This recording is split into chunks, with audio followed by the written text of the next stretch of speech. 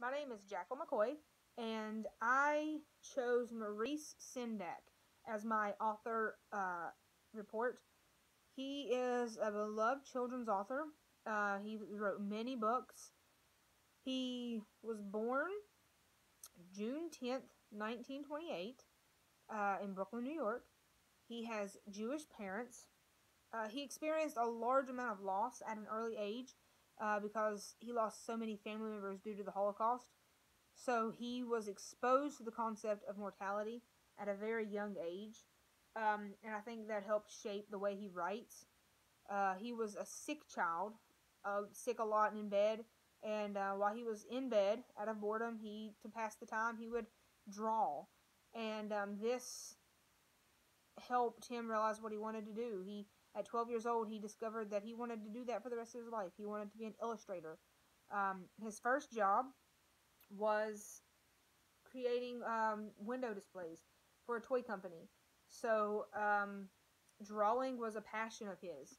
He actually became an illustrator for a bunch of different authors at the time, and even his brother. He illustrated a bunch of books for his brother Jack Sendak. Um, he illustrated The Happy Rain and Circus Girl. So he was drawing for other authors, and eventually he decided that he wanted to write his own books and illustrate them. So in 1956, he wrote Kenny's Window. That was his first solo book that he authored and illustrated all on his own. From there, he wrote many different books. He wrote In the Night Kitchen, Nutshell Library, and Outside Over There. So and the list goes on. He has many more books that he illustrated and wrote. But his very first award that he was awarded was the Caldecott Award.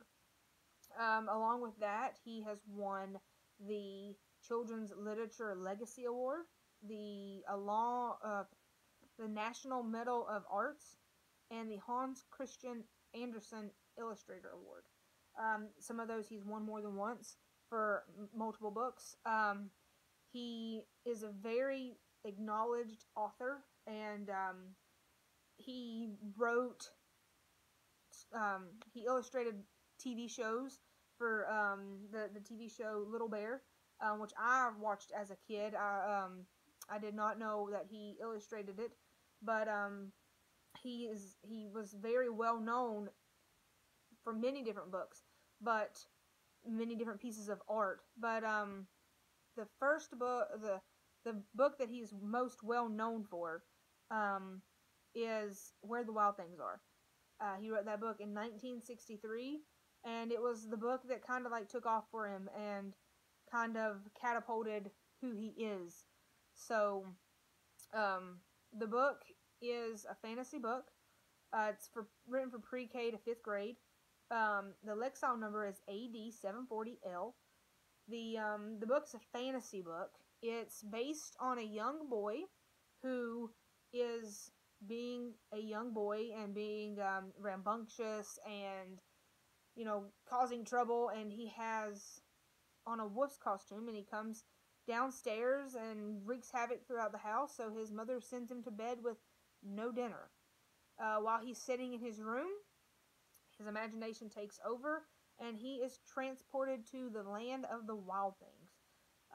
Instead of the wild things eating him and tearing him up, they make him their king. He becomes the leader of the wild things, and his room is transformed into a jungle, and he's in this land of the wild things with a bunch of monsters, just living a young boy's dream. But eventually he becomes lonely, and he decides that it's time for him to return home.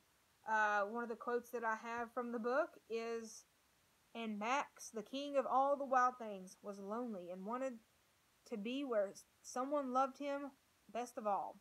So, even throughout all the fun he was having, he just wanted to go home to where he was loved.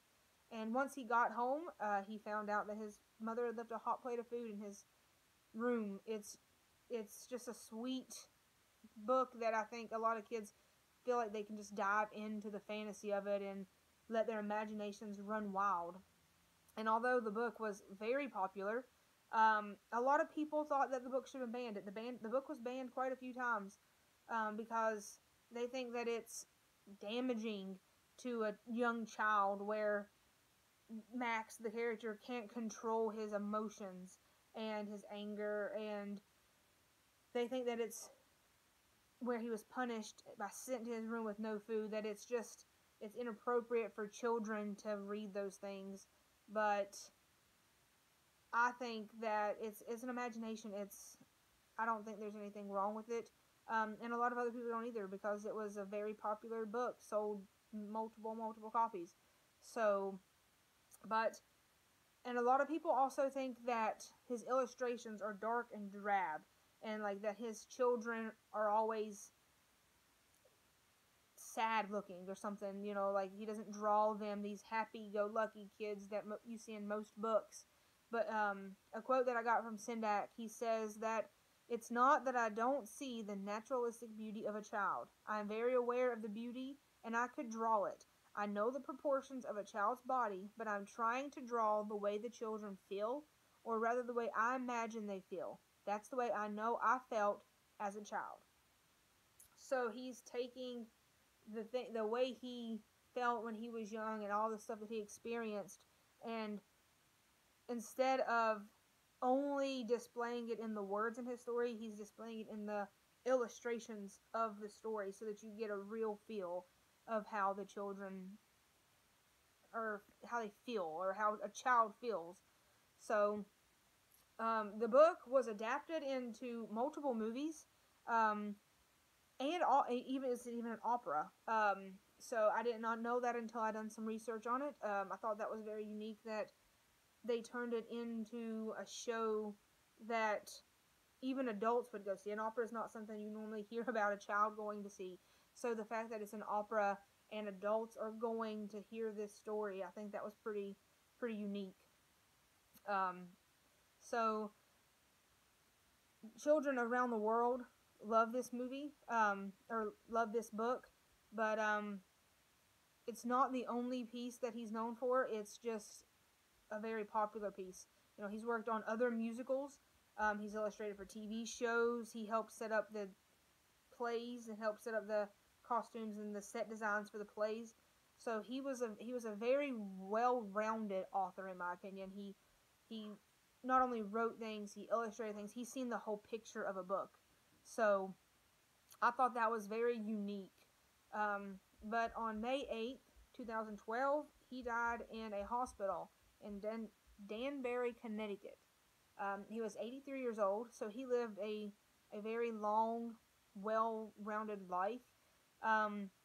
He will always be remembered. Like, I think his work will go down in history as some of the best children's literature ever. So, like, he left a mark on this world.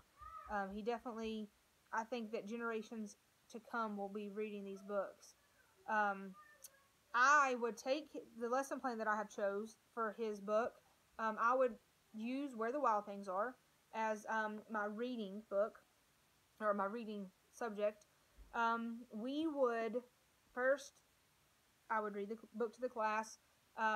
We would discuss the book and talk about the book, and then we would take a graphic organizer and break down the character traits of all the wild things and Max, and we would take those character traits and put them into a graphic organizer, and then write 3 to 5 sentences about that character, describing who that character is.